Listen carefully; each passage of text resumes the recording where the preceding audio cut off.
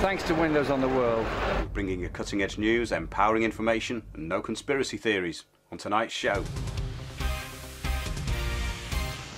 Windows on the World did a show called Solutions to Corporate Looting with Paul Webster, and we found out some very interesting things about the administrative court system, the Gas Act, and how people are dealt with in court, especially with the fitting of prepayment meters. So we're going to talk to Paul a bit about some of the things that he's been up to recently, some updates and some very, very interesting information for everybody out there who has a gas account or deals indeed with any corporate agency. So Paul Webster, welcome back to Windows on the World. Thank you very much, Mark. It's nice to be here. Yeah, we've since I started off on this journey, like I said, it was more to do with the property side, but in between the gas got involved very strangely, really, because I had 3 payment plans. I'd researched the bills of exchange and I'd understood it, but because of work, because of having to take time off for work to go to court, I have to pick and choose my fights. So I was already heavily involved with my property stuff, but British Gas got involved because they messed up one payment plan, I set up another. They messed up that payment plan, I set up another. And that went all right for about 3.5 months. And then in January 2013, I got a letter stating that I'd not paid for my gas for that month. And I rang them up, said, I'm looking at the 2 receipts here. And they just, well, could you put that into some information for us and send us it? I went, do you know what? I'm not doing this anymore. I said, send me a paper bill. I've just drawn a line. I thought, do you know what? I might as well. So I tried the A for V to the company. They ignored that. They then applied for a warrant, which I ignored, which I shouldn't have done, but I was still studying, I was working, I was doing a lot, I was balancing a lot of plates. Anyway, I had somebody in the house, and I was on my way home for my dinner, and I got a phone call, said, they're here now. I said, just keep them occupied on the front. I said, I'll be there in 10 minutes. As I pulls up, there's 6 police, 3 police cars, 6 police, a warrants officer, a locksmith, and a warrants officer. And as I walked up, the copper's got his hands in his flak jacket. He said, you're going to have to let him in, mate. He's got a warrant. And I said to the policeman, I said, are you here as peacekeeper or bailiff today? He went, oh, sorry, mate, we're just here to make sure there's not a breach of the peace. I said, then your opinion's not warranted. I said, that was it. The policeman didn't speak again. I spoke to the warrants officer. I told him that the account was in dispute. Should he try and gain entry, I'll remove him by any means necessary in front of the policeman. They didn't try anything. They went on the merry way, blah, blah. So the next warrant came. I went and I attacked the warrant. They were trying to go for a forced warrant, yet my gas agent stood in the dock and admitted openly under oath that this was a monetary dispute. And I said, well, you can quite clearly see that the account is in dispute about the monetary aspect. I said, but you can also see that I've invited them to check the supply. The gas officer has just admitted that they've checked the supply and there's nothing wrong with it. So therefore, we're in the wrong jurisdiction. There should be no forced entry warrant issued here. And the legal clerk agreed, and he adjourned it for a district judge. And we went on to the district judge.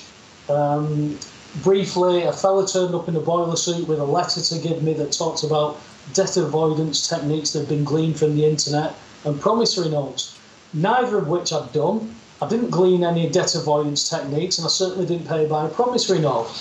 I didn't need to do that, Mark, because under the Bills of Exchange Act, British Gas took up 2 positions. They took up the cash draw, which was Santander corporate bank account. That's their corporate bank account. Some body, some entity, has paid in funds for Paul Webster under a non-commercial agreement to issue me a cheque to balance my account, because I am not liable to pay for gas, water or electric, because our ancestors were given the debts of the nation, and for that they were given shares, and that's inherited. So therefore, under a domestic agreement to your house, you are not liable. If you have a shop next to your house you have to pay for those bills because you are making money from using those resources. It's quite interesting that, Paul, because that's why they're called utilities companies, but they actually just act as third-party agents. They don't actually supply the goods, do they? Exactly, but this is what they've done to us. They told us that we are their customers, and it's not. You need to flip it back again. No, you are our agents. You act on our behalf. I could do it myself. If I could just send a meter reading to the National Grid or whoever, then I could write non-commercial agreement, my national insurance number, sign and date it. That's it, done. That's another simple way how it should be. But they make it simpler because they give me a cheque. And as I told you earlier, I should be able to take my valid bill under a non-commercial agreement, go to the post office take it off me and say, hello, I'm Paul Webster. That's a non-commercial agreement. Thank you very much for that, Mr. Webster.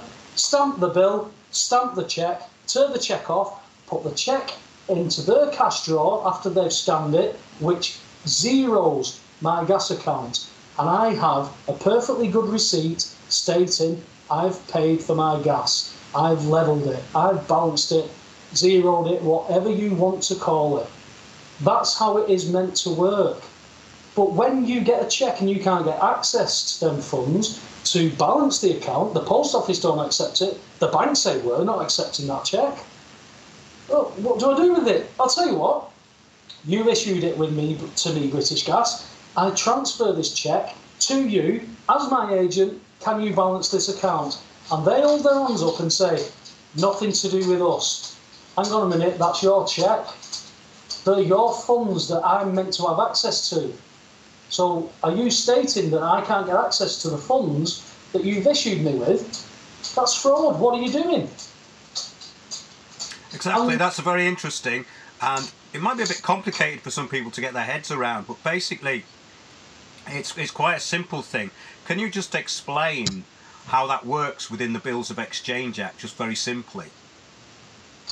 The simplicity of it is that we have never declared ourselves alive, in speech marks, and declared our rights over the trust/credit account that Her Majesty's Treasury runs on our behalf. It's where our credit comes from, it's where our mortgages comes from, loans, everything.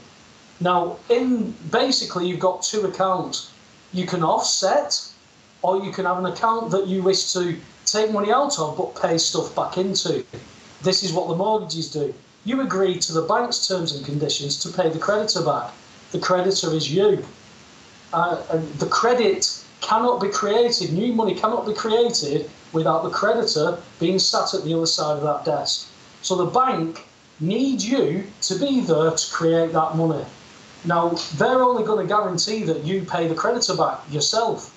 Well, under their terms and conditions, you're agreeing to pay so much a month back plus interest. Well, the interest comes from a European Parliamentary directive that as a trustee for you, your bank must take an insurance policy out in case you default. Well, if you default and your insurance policy triggers, what does that mean, Mark? Well, this is where it gets very interesting, because basically the surety is the signature, isn't it? Well, the thing is, an insurance policy, if you insure your car and you bump into something, you can claim on the insurance. Your insurance may go up next time you get a car insurance, but that's what it's there for. So when you default, the bank claim. 3 times you default, the bank triggers the insurance policy. The insurance pay the bank.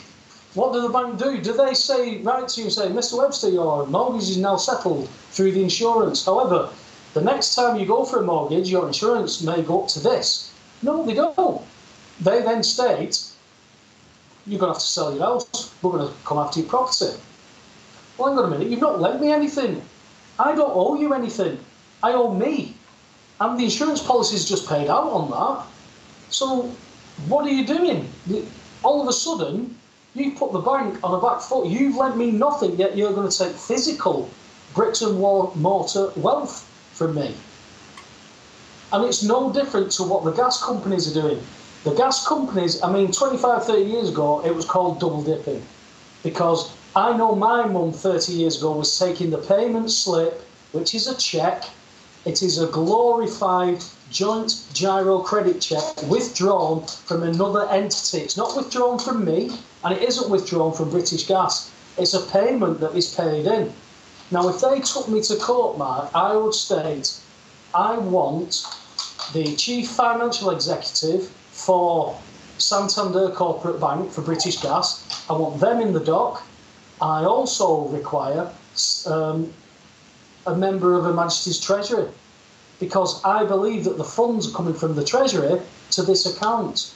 They're being issued to me, but I can't settle the account. And then you are going to court and trying to force me to have a voluntary pay-as-you-go meter, voluntary, and you were going to issue a forced entry to give me that voluntary meter.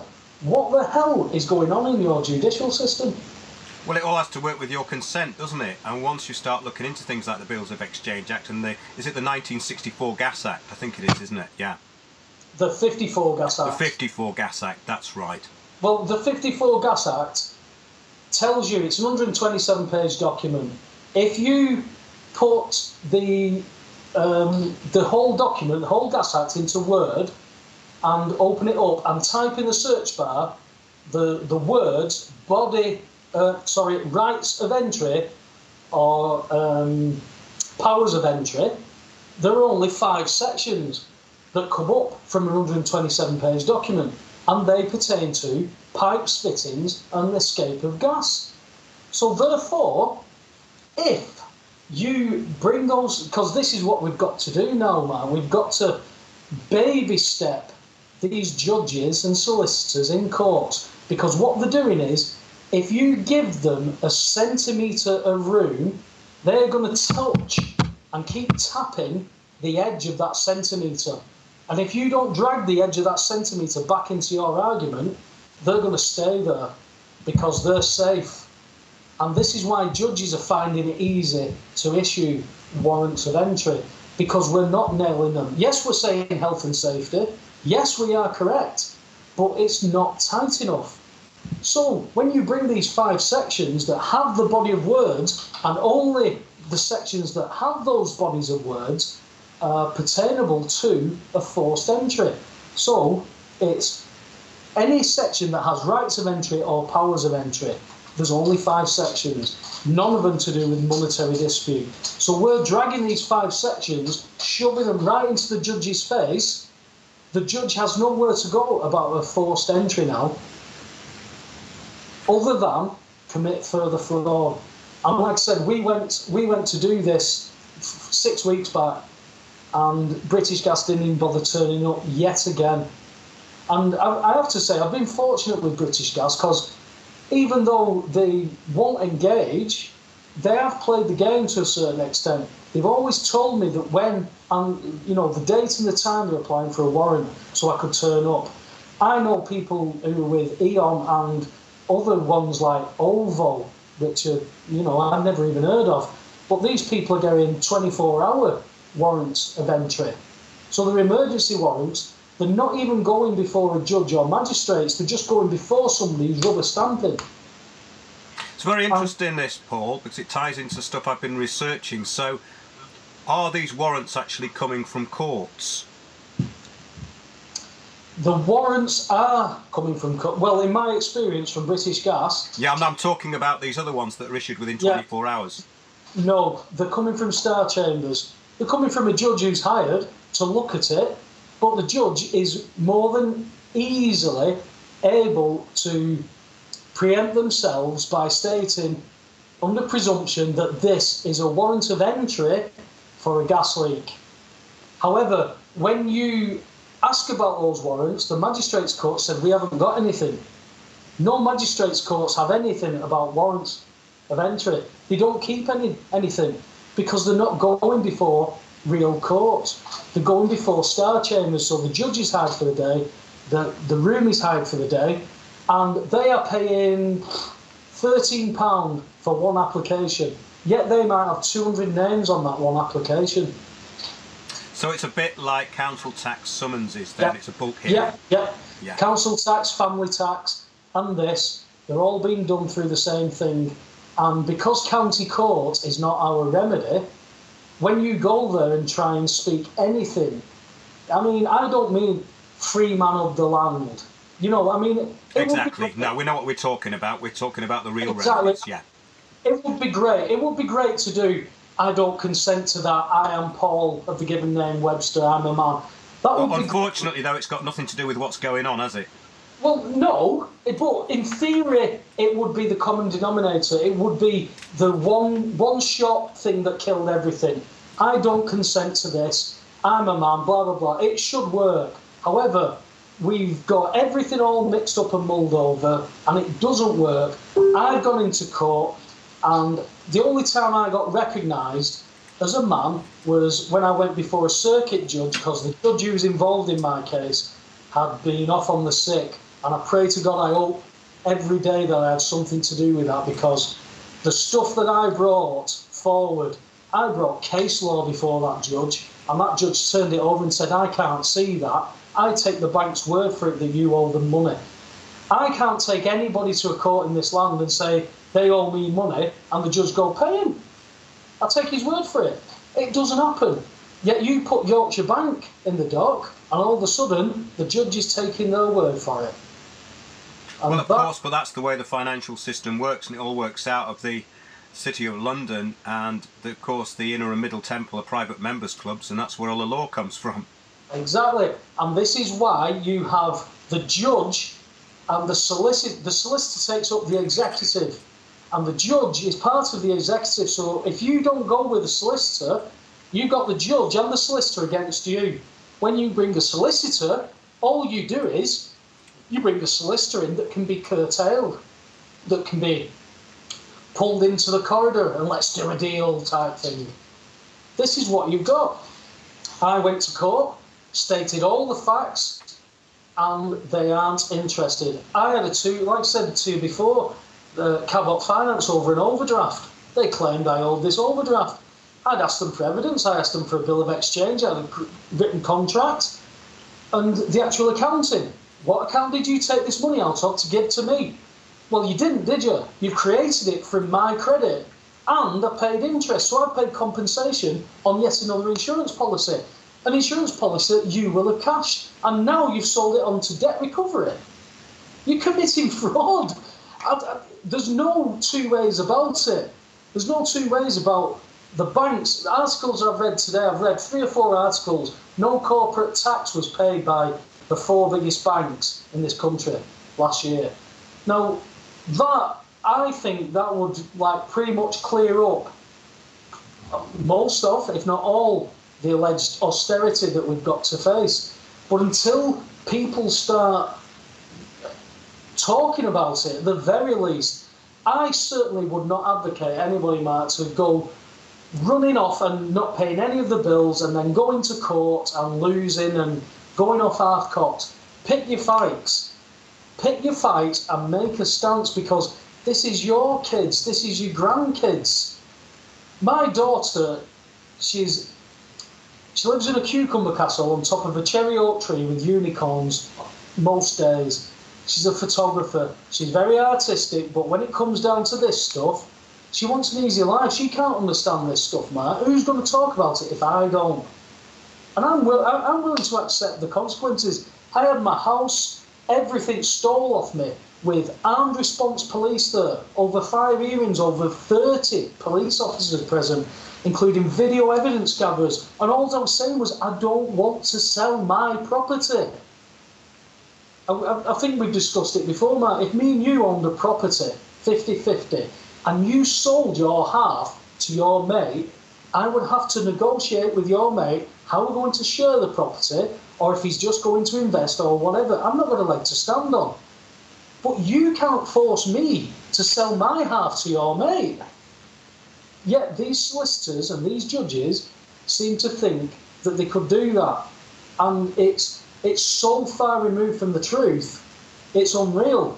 And when you sit there and you see that the fraud is being committed, and then you go before a circuit judge who's a replacement judge, and the application from the other party is a post-authority sale application. So they've already stolen my property and sold it under one title, yet there's 3 titles to my property.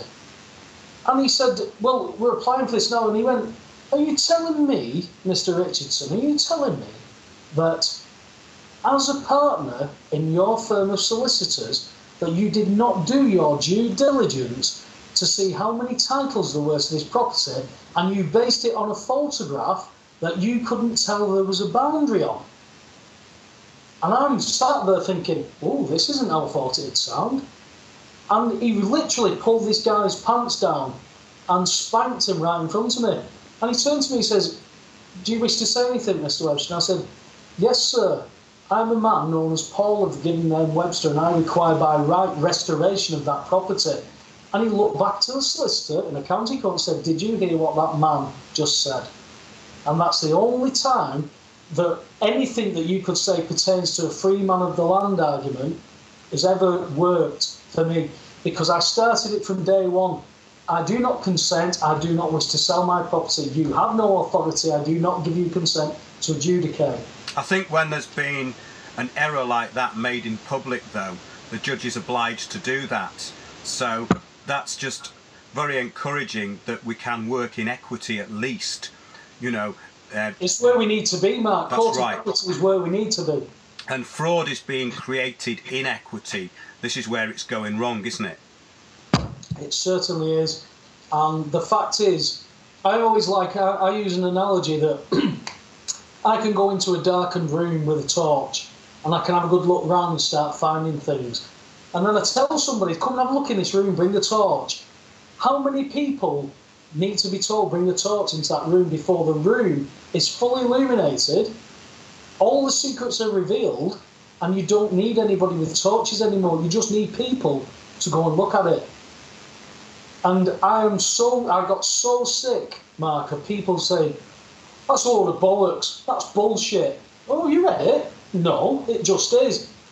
Hang on a minute, this is new information that you've never ever read, yet because it's challenging your belief system and your paradigm, you're going to say this is bollocks. I'll tell you what, look up the dictionary interpretation of idiots, and I'm sure it'll pertain to anybody given new information who refuses to read it and accept what's already there. That's why people like that are known as imbeciles in court, or awarded in court, and that's why they're put in wards by their counsel, because they're not judged to be competent, because ignorance of the law is no excuse, and if people are willfully ignorant, then they have no excuse. See, now that's another thing, that's a bugbear of mine, that, Martin. Ignorance of the law. I don't think it is an ignorance of law. I think it's an ignorance of language, because we are taught to be involved in speech marks law from when we're 4 or 5. I remember being sat at infant school saying, steering wheel in front of you, you're driving. That means you're the driver. Yeah, you're not travelling, you're driving, yeah. Are you the driver of this motor vehicle, sir? Steering wheel, driver, driving. Yes, I driver. Oh, well, you're in commerce then. Exactly. Okay, so in commerce, so you've got liability. You're not just here with yourself. Yeah, you're acting as a driver. So you see where it's going. A driver is taxi driver, coach driver, van driver, delivery driver. Comes from the old coach and four. Somebody uses the road for monetary gain. I'm going to Asda. I'm not using the road for monetary gain. So I'm not a driver, I'm not driving. That is language, because the idiot policeman that'll pull you over doesn't know any of that shit. He's just going to talk to you like that because this is how I've been taught to speak to you. What do you mean you're not going to tell me? You've got to give me your name. No, I don't. Yes, you do. It's the law. Show me the law. They can't show you the law because there is no law. If you are suspected of a crime, you are obliged to give your details. If they tell you, we suspect you of this crime. If it is, we think you went through a red light, we think you were speeding, we have seen your brake lights out, none of those are crimes. Well, that's right. I mean, years ago, very funny, this, because it's when we were trying out all this stuff, and I got pulled by the police, and he said, "Is this your vehicle, sir?" And I said, "No, it belongs to the DVLA." He scratched his head and went, "Oh, that explains it then," and walked off. And I thought, what's going on here, you know? And it actually came up as unregistered because it hadn't been re-registered at that particular moment. But it was very, very funny. Yeah, this stuff is very illuminating, and it is the basis of what we're talking about here, which may sound a little bit more complicated to some people, but it isn't really, is it? It's basically knowing how the books are balanced, and a lot of this is about balancing the books, isn't it? Well, I think it's a lot to do with people forcibly not having, or perceivably not having, time in their life and their busy schedules to be able to look into this stuff. I mean, I've had people tell me that they don't look into the stuff I look into because they've got a life. Yeah, but that's the sort of willful ignorance we're talking about. Exactly. It's very fashionable to be really stupid and not into anything vaguely intellectual. I think that's been put out in the media, and people are just victims of it, really, and they are victims. Oh, big time. I can't, and it's made me so much more so now, man, that I will not suffer fools. I had a guy completely randomly at work start talking. Have you ever heard about Occam's razor? Yes, of course. You've heard of Occam's razor, right? Yes. Occam's razor. He starts bringing Occam's razor up, and then he says, "And I thought of people like you, Eddie." I went, "Really?" He says, "Yeah." He said, "Because you get these conspiracy nutters who think that, like 7-Eleven." I went, "What, the string of shops?" He went, "Well, you know what I mean." I went, "Well, it's a good job I do know what you mean." I said, "But I'm going to stop you there." I said, "Because you're going to tell me that the theory of the most simple answer is going to be the truth. If you were going to tell me 7-Eleven was committed by 19 Saudi Arabians with Stanley knives, then I'm going to tell you that's not the simplest. So Occam's razor does not apply. So I'm going to cut you off here now." And I said to him, he's older than me, this fellow, he's a decent bloke, and I said, "I'm not going to stand here and argue." I said, "But I did 9/11 10 years ago. And I said, I've researched it to the end. No one will defer me from the fact that if it wasn't an inside job planned and executed, it was told to people, they allowed it to happen, and they reacted. We can go on and debate about what and ifs and whys and buts." I said, "That doesn't matter." I said, "But I'm not going to stand here and argue with you when you're telling me that Occam's razor is the simplest one, yet you can't even get 9/11 right. It's got to be a 7-Eleven, which is a string of shops." I said, "You have no credibility. I'm not going to stand here and argue with you." And people were there who'd spoke. I had a lad yesterday who comes over to me and says, "I'll tell you what, Webby, I saw this documentary, I thought of you." I went, "Oh, here we go." He went, "Yeah." He said, "I've got one of those Amazon Fire Stick things." He says, "Yeah." He said, "Well, they've got documentaries on and that." He says, "There's 9/11. And he was honest as the days long. He went, "I've never bothered with it before. I never looked into it." He went, "How the hell have we fell for that horse shit?" And I went, "I've no idea." He went, "Building 7. I went, "Oh, you know about Building 7? He went, "Not until last night." Yeah, well, it's always good to point them to the Jane Stanley video after that, because that really opens their minds up. Yeah, well, the Jane Stanley video was on. The video, he said, it was there, right? Yeah. I said, "Scott, I know, I've done all this." I said, "It's just refreshing that somebody says, I've never looked into it, but I have. And now I understand that everything that has been peeled away from us." I went, "You look at 7/7, you will see that is our 9/11. You will see what has been taken from us, and you will see." Well, we covered that, Paul, in quite some depth with Dr. Nick Colostrum and David Shaler. We went to the sites and indeed to Tavistock Square. We went and did a thing called 7/7 Revisited about 5 years ago. The very astonishing thing about that event is that nobody in this country seems to be very interested in it at all. No, but when you've got massive paedophile rings being exposed, yet thousands and thousands of pages of documents going missing or being deleted by accident, it just shows you how people aren't. I mean, how they're not out of the prams and crying about all this stuff by now, I have no idea. But do you know what, Mark? My life got easier when I stopped trying to make people believe, because it's not my job. I'm not here No, to it just exhausts you. It becomes very, very tiresome, all that. And really, people will only wake up to things when they're ready. Yeah, you're right. And maybe sometimes, as in myself, I hold my hands up. I might not have gone looking for any of this, Mark. It came looking for me. It knocked on my door. But I'll tell you what, you knock on my door and you're taking something from me and I know you can't, I'll fight tooth and nail. Don't care who you are. Well, it's very interesting what you were saying about people calling you a conspiracy nut, when the things you're talking about are nuts and bolts of law that are saving you a fortune. So what's that? Why is that a conspiracy theory? That's my point exactly. When I said, hey, you know you don't have to pay for your gas, that's all bullshit.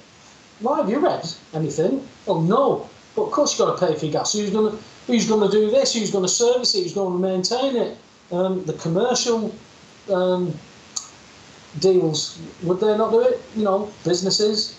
That's what normally pays for service and maintenance. Don't we invite them into this country so we can buy their products? They use our fuel and pay for the maintenance and service. That's how it's meant to work. We're not meant to pay for it because we took the debts of this fucking nation on when they lost everything. Our ancestors took the debts on their backs. For that reason, the Bills of Exchange was brought in. You need to have money to put clothes on your back and food on your table. You're not meant to be paying for bills that a government, either through greed or naivety, has lost all your wealth. There is no money. JP Morgan once said that gold is money, everything else is credit. We have a credit debt system. There is no credit without the creditors. We are the creditors. If we withhold our labour, the economy stops. But it's getting to that fulcrum. But, you know, people say, that's never changed in my granddad's lifetime, never changed in my dad's lifetime, not going to change in my lifetime. You've not got enough people. You don't need a lot of people. The only people that have ever changed things in this reality have been small amounts of people that have changed stuff. Well, exactly, and this system has run its course in a way. I mean, the financial system usually lasts for about 70 years, then changes. But it's very interesting that we're called beneficiaries. We're beneficiaries of basically our signatures, and this is how money's created. But the word benefice and beneficiary has only been around in legal terms about 100 and odd years, I think. And before that, it was a religious term called benefice. Yeah. So this is where a lot of our stuff comes from. It's ecclesiastical, and it's based on very ancient laws. But what they've done now is they've got greedier and greedier and greedier, and decided not only to print their own money, which they print out of thin air, but also to make up illusory debt to take property and assets. And that is where it's starting to fall apart. That's exactly where it's falling apart, because when you put this stuff in front of people and say, where do I owe you this money? Show me where I owe you this money. They look to the judge and go, Judge, please help us. We can't answer this. We can't answer it. I had a QC tell me that when I said, look, I've asked for the original document, the original promissory note that I signed, the terms and conditions, the one that I believe that has been securitised and sold on, you told me that you would bring it here today, that I could see it. The QC stated in court, all original documents are destroyed at Land Registry. I said, I'm sorry, what? Are you telling me that the only document that could pertain to any alleged debt I owe you has been destroyed? Is that what you're saying? And she went, I said, I've got a letter here saying that you've got the original document. Yes, well, we probably have. I said, well, which is it? Destroyed at Land Registry, or you've still got it? She couldn't answer it, Mark. Well, she dug a hole for herself there and jumped in it, didn't she, really? It's because they're that stupid. Yeah. They really are. The solicitors, I mean, I'm up against a QC I'm an ex-taxi driver, an ex-window cleaner. QC is fumbling over their words over me asking them one question. I think this is very interesting, Paul, because really it shows how lazy these people have become, because they expect just to be able to wander into these administrative courts and just not even think about it, not have to refer to any documents, and it doesn't really matter to them whether the document exists or not. It's the idea that exists that they have in their heads, you know. Yeah, well, I think it's because they're looking to the judge to give them that. Exactly, they're so used to it. Please help us, because the judge, 8 times out of 10, 9 times out of 10, are doing that. And those judges that will do that are being handpicked to go before people like me who are questioning stuff. So they'll go to the Freemason gang and go, hey, this judge wants to climb the ladder. We'll put this judge in. This judge will find in our favour. Well, that's about right, but it goes back to the private members club we were talking about a little while ago. Yeah. But I think that's the thing in Chancery, and especially within the administrative system and the system they're using, everything has to be correct on paper. If it's not correct on paper, then it's in error. So this is where what you're doing is really good, because you're putting things into a very focused arena, which is the court, and then you're just pinpointing everything that they should be doing and should be looking at but aren't. Exactly. Well, what we feel that they're doing now is that the lower courts, the county courts, maybe even the high courts locally, are all being told, throw them out without merit. Keep us in the English judicial system. So we started to go down to the royal courts and ask the masters. And the masters are agreeing with us and shaking their heads and tutting and going, these lower courts are getting far too big for the boots, because they know our arguments are that good, but we're knocking on their door. We're drilling holes in their food trough, never mind the ones below them. And they are willing now to cut the rope below them. From the royal courts down, they're willing to cut the rope and let the lower courts and those judges burn. Yes, it's interesting. I went to see a master and he said to me that, first of all, he just advised me to go to the court case. It was about basically forced sale of a property. Yeah. And he said, well, I should go there if I was you. That there is one remedy. This is as I was walking out. He said, but I wouldn't recommend it. I said, what's that? He said, there is some doubt as to whether judicial review runs to the county court, which really backs up what you've just said. See, I went to judicial review from county court. Yeah. And His Honourable Judge, it rhymes with Platt, that's what I want to call him. He threw it out without merit.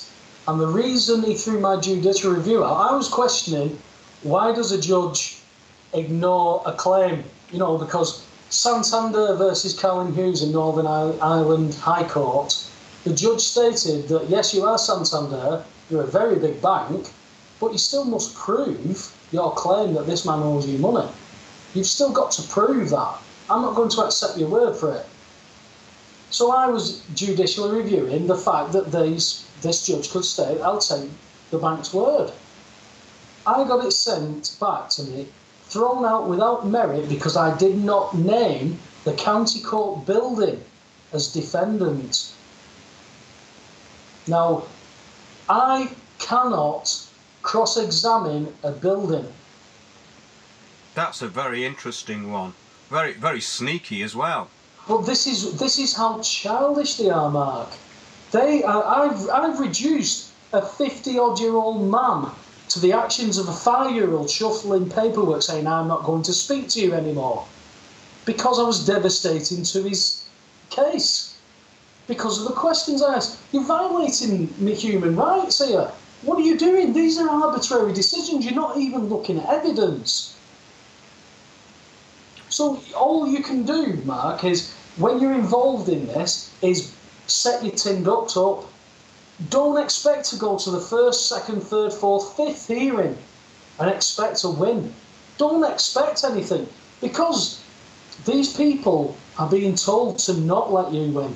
You've got to understand that you are going to lose. The system depends upon you losing. So all you can do is keep lining them up. Line them up, line them up, line them up. Let's get down to the royal courts. Is all that paperwork tight? Yes, it is. Thank you very much. Now I know my paperwork's tight, I now know what I'm doing with it. That's a good point as well, Paul. Always keep your remedy and your paperwork very simple. I think that's where some people go wrong.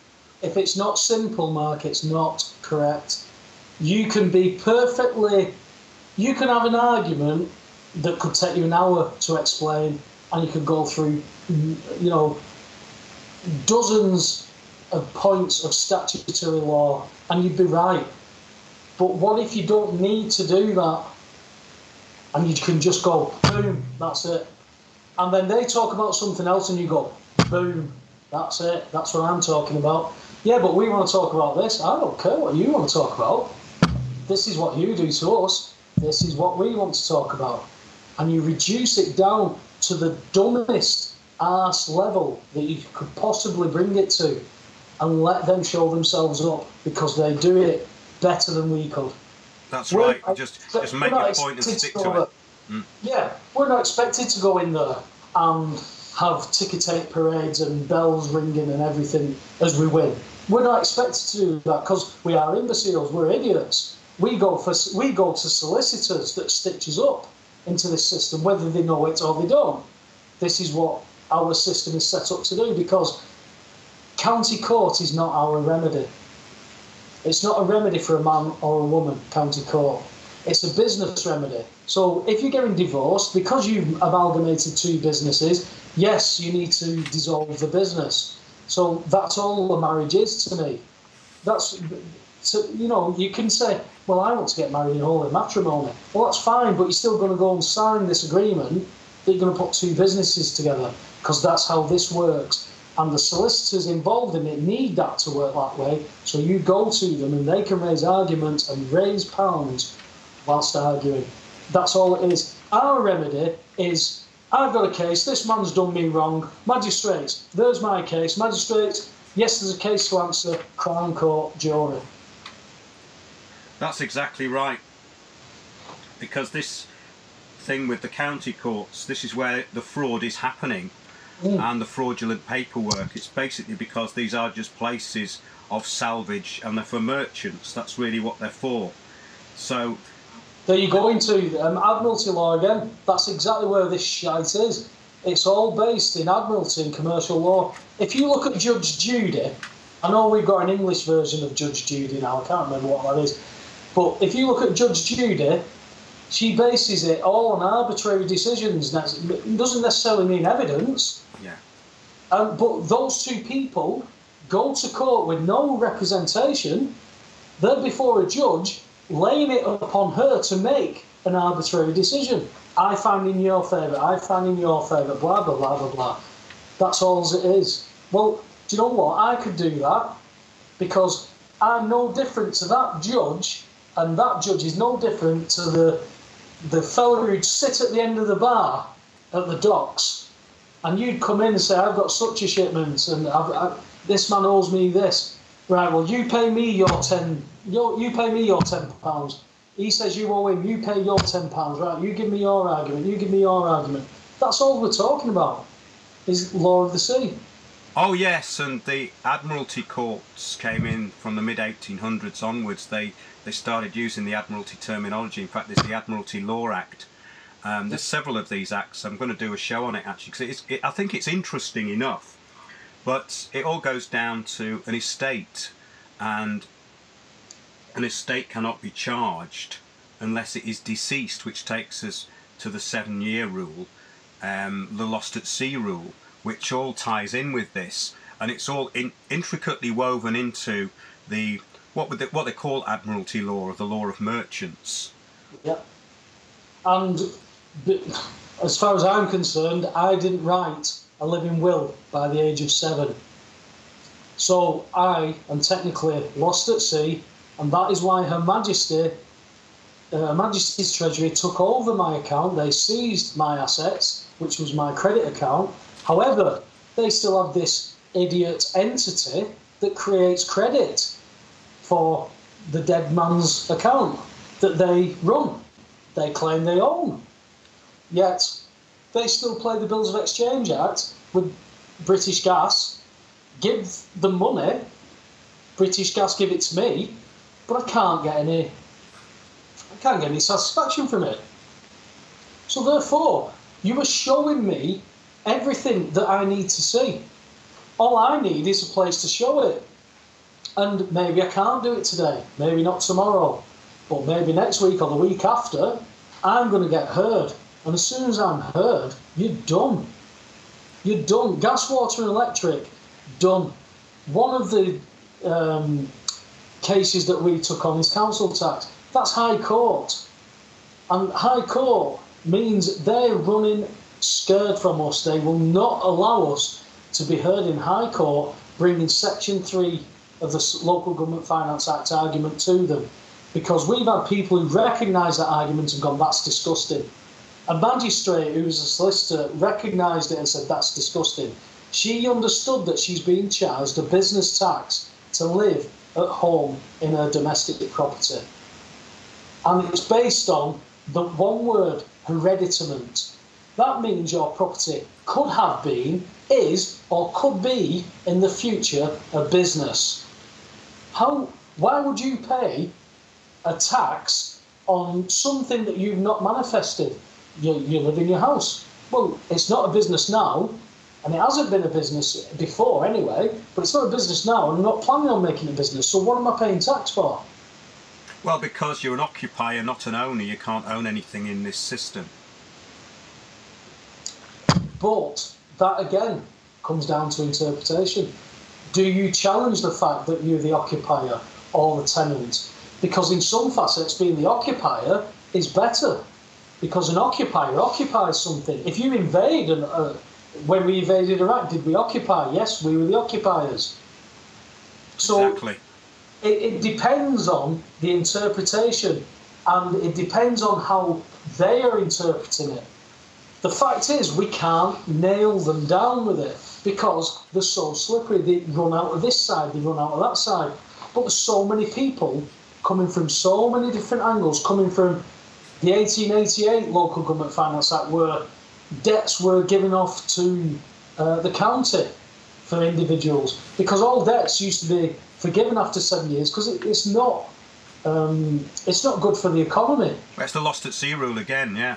It is. So all this has always been forgiven, but now all of a sudden we've got to pay until we're bleeding from our eyes, our nose and our ears to debts that we don't owe.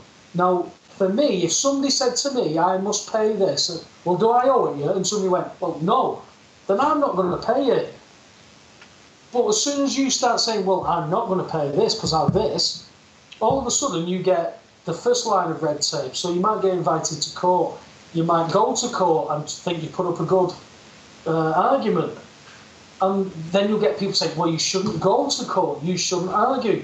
Well, they'll find against you if you don't go. Now, if you live in credit, if you live on your credit and you don't live within your means, you are fucked. If you want to go and get a new car and you live in credit and you've disputed a bill, you're not going to get credit. Well, this is all a big part of the way society's being re-engineered, so that basically everyone's a pauper and they can't actually own or borrow enough money to own anything, which goes into all these Agenda 21 policies, which I cover quite a lot. But these Admiralty courts, as we call them, and quite rightly so, which is county, they hear from two different sides, and one is as a person or a seaman, and that's in public, yeah. But in private, it's as an agent. So agents are private. So what they're doing is third-party agents are using the county courts in private, and this is something we've covered quite a lot. And this is one of the biggest problems there is in the system, because they're keeping things out of the public, but it falls apart when these things have to be registered publicly, like things with the registry trust. When there's a lien or debt, basically it has to be on the registry trust, otherwise it doesn't exist. So a lot of these things that are done in private do not actually exist. Exactly. I mean, you're hitting the nail on the head, Mark, because none of it does, and that's what you struggle to get across to people. You know, they've got a £10 note in the pocket. Well, I've got a tenner. I've got money. No, you've not. You've got a promise to pay for something, and as long as somebody will go, I'll take that promise off you. Here's the product, and then they'll go to the warehouse and promise to pay the warehouse, and the warehouse will promise to pay the factory, and the factory will promise to pay the workers. Then everything's fine. But if you're going to have an economy like that, then let's go back to the bills of exchange. Why am I not liable to pay for these utilities? Because I've got an inherited right against the debt of the nation that my ancestors worked for and built the actual grid that hooked up all our houses. Is that yes, it takes us back to beneficiary again, which comes from benefice, which is an ecclesiastical term, which is seeking remedy from the church. Yeah.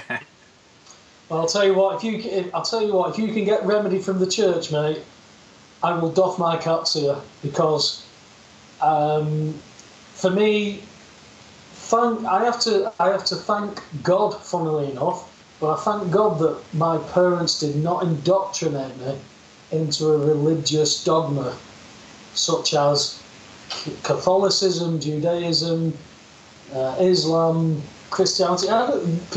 Church of England. I went to a Church of England school. Does that make me Church of England? I don't know.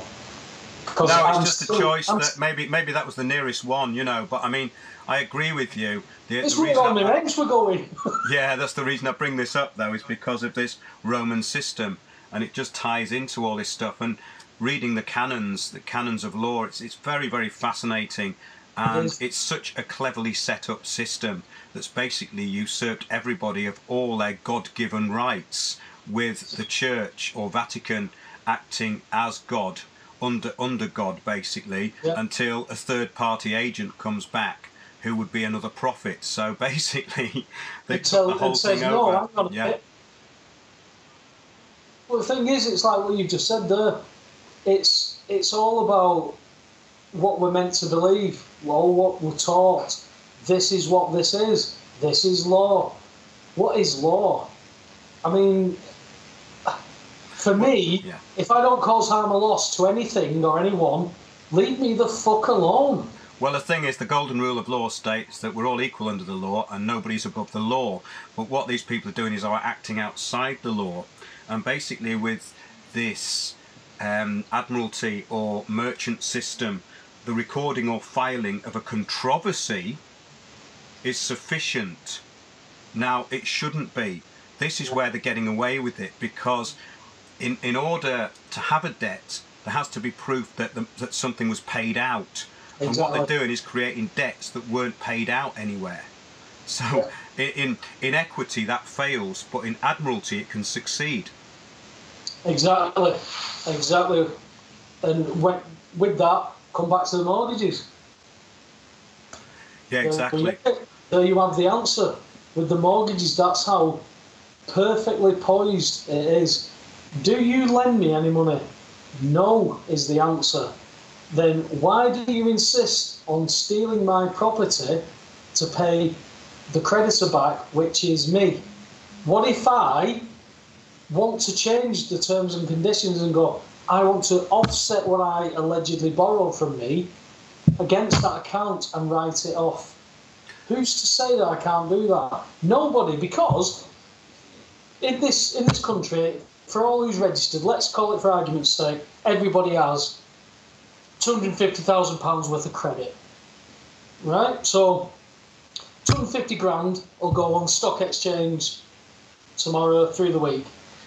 Now, if we were still the manufacturing producer of products that we sold and exported, we could gauge that a lot better. As they've sold everything off as best they can to people who work for 7p an hour or something ridiculous like that, we have found that we have started to struggle, and now all of a sudden all the burden of the debt is on us. Well, no, we need to change this round. We haven't got. I work with a guy, and he's in his late 50s, coming into 60s. This guy worked at Camel Herd in Liverpool. He can build a boat. I don't know anybody who can build a boat apart from this man, and he served an apprenticeship to do that. How many people can build boats do you know, Mark? Well, there's not many these days because we haven't really got any industry left. Exactly, that's what the problem is. We've got rid of our industry, therefore we've become a welfare state. So we're begging the government, we're applying for stuff all the time. If you don't live within your means in this system and you buck against it, you're done.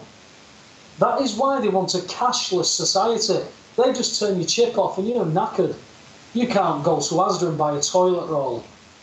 Whether you want to eat it, smoke it, or wipe your ass with it, you can't do anything.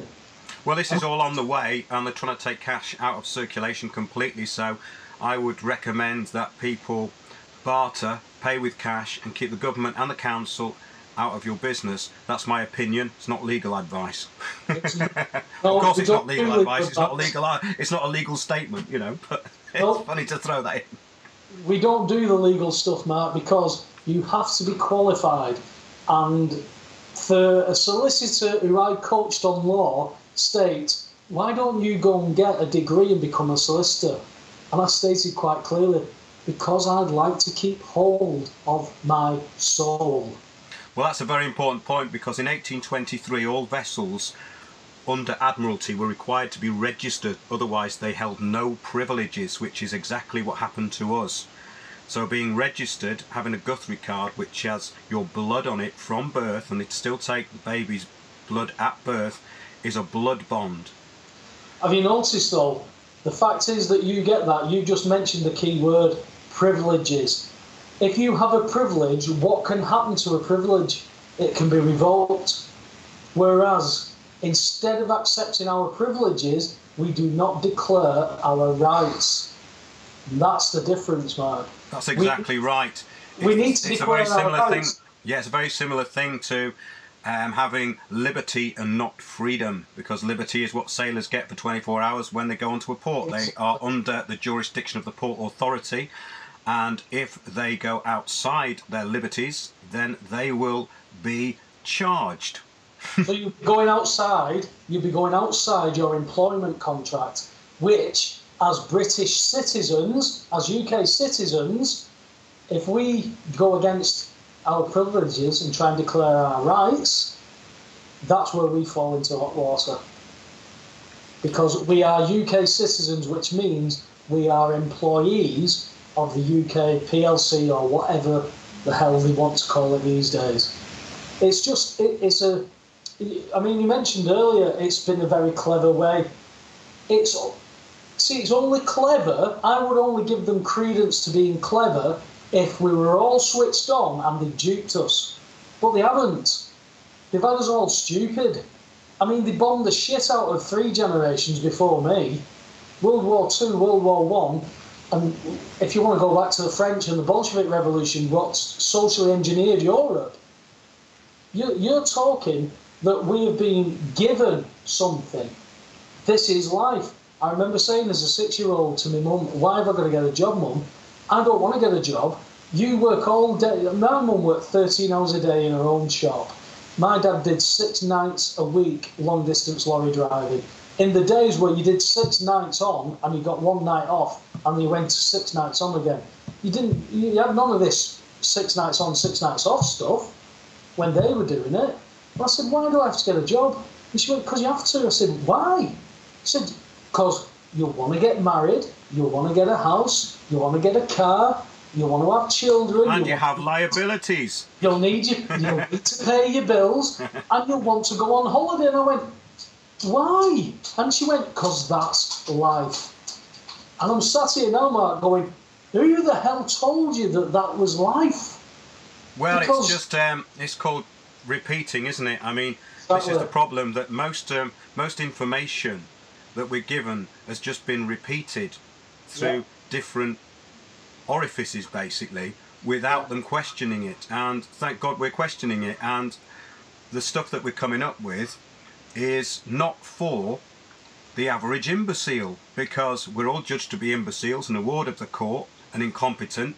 And it's great that more and more people are becoming competent. That's the important thing. Competence and being able to administer your estate, because that's what we're doing. And somewhere down the line, with people like yourself with what you've done, like me with what I've done, like many others who I speak and interact with who are coming from so many different angles, they've all put something on the line to prove a point about this. And it's not because they want to look good, it's not because they want to be famous or sound great or be cool with the mates.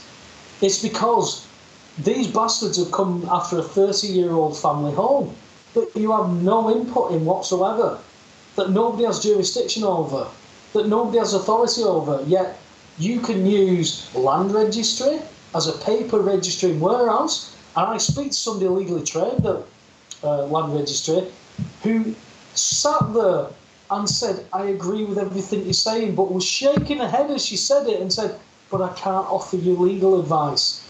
I said, I'm not asking for legal advice. I'm asking you to do your job. But a judge has asked this, and we have to follow what the judge says. So therefore, going back to the full circle, Mark, to actually go and prove this stuff, you must become the claimant.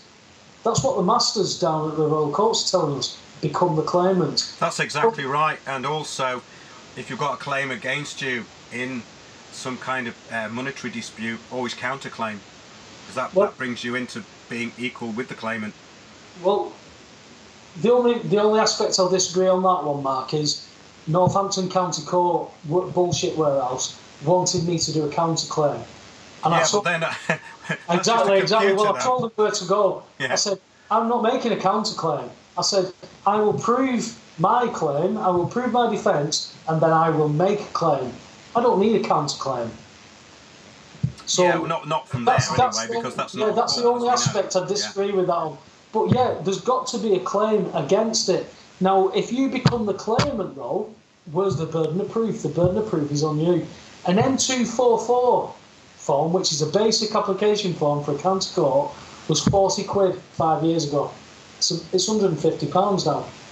The price they're trying to remove remedy from everything, but the thing about the counterclaim is that it's a very good way of levelling things if you are aware of the other side's evidence and you know that you can win. But with the county court bulk centre, there is no court and there is no remedy. Well, the thing is, I got that brought before a district judge at my local county court, and they railroaded me. I had a 2-hour hearing. It was all within 10 minutes. I packed my stuff up and she said, if you leave now, Mr. Webster, you will not be able to contest costs. I went, I'm not going to contest costs. You've already proved that you're going to commit fraud, so I'm not going to waste any more time contesting costs. I'll just put a claim in against you and the other party. I don't care anymore. They can flounce about and do what they like. They have taken everything they possibly could materially from me, and I've come out the other side, and my true friends and family who love me picked me up and got me on my way again and said, look, Paul, you're not done, you're not beaten, you're not finished. And I've come out the other side and gone, do you know what, you took everything. What are you going to do now?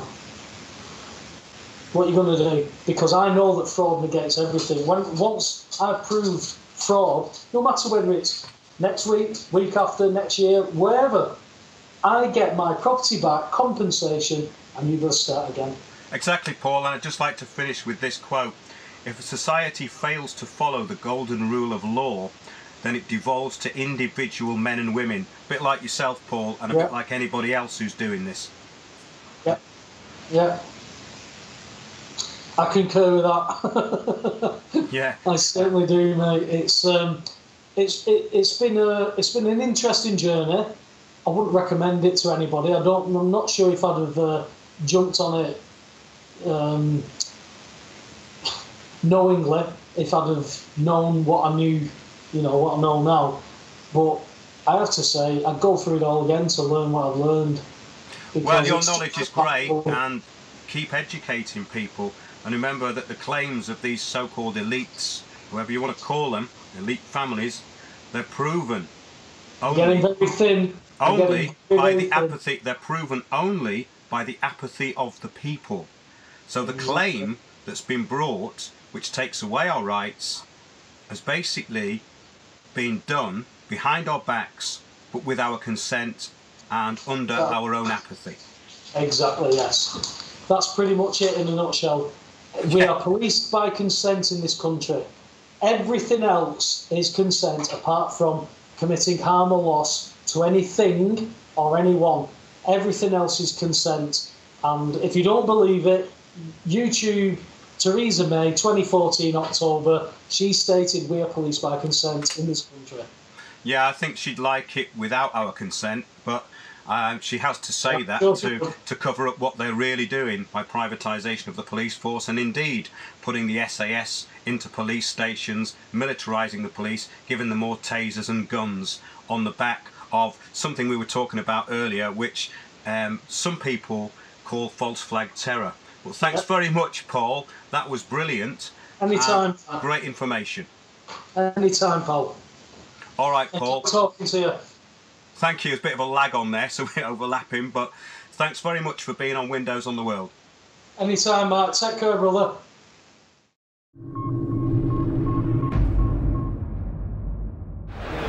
Thanks to Windows on the World. Keep watching those, watching us, watching Windows on the World, and we'll see you soon.